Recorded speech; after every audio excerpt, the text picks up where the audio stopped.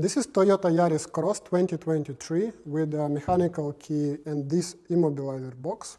I've been creating some content, but then I decided that it might be useful for you as well, so I can share our experience with this particular car. So some of the locksmiths refused to do this job, some simply failed, and our experience with that car was then actually, I've tried to do older vehicles. It was successful at 14, 16, 19 year, there's no problem.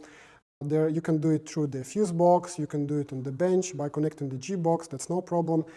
Since this car is not that common, this is a European version, usually it comes with a smart key. So this is as well our first case when we have this 2023 Yaris Cross with the Immobiliser box. Now what I tried, I connect Autel on the bench and I tried to use the connection with the G-Box. Actually first I tried to do it by OBD, it gives you the in code, out code, and then I tried to program, but it simply fails. So Autel is saying that yeah, I can do it, in practice it fails. So then I take the box out and try to connect with G-Box directly to the Immobiliser. So here is that connection with the G-Box, you probably know about that. And here's our Immo box. As you can see on the first line, we have 3 pins, and in our Immo box, we have only 1.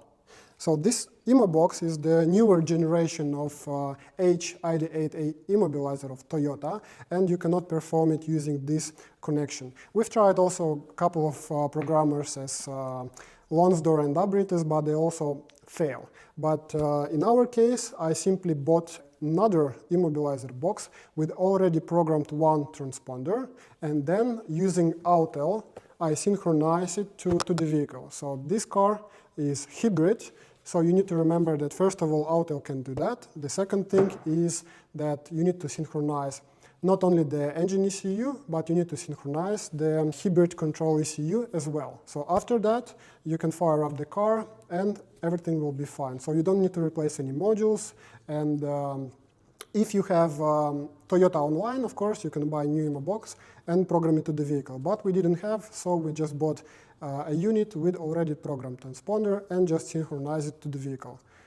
With this car, actually the biggest job is just to take the whole dashboard, because it's similar structure to the older Toyota Yaris, where you have to take the whole dashboard. In this car, you need to remove even some parts of the central console. So it takes, I haven't done it, my colleague did it, but it wasn't that easy, and it took him, I think, 2 or 3 hours, something like this. So this is the biggest problem with this car.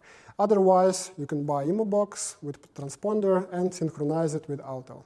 Hope this information helps you, and see you next time. Bye.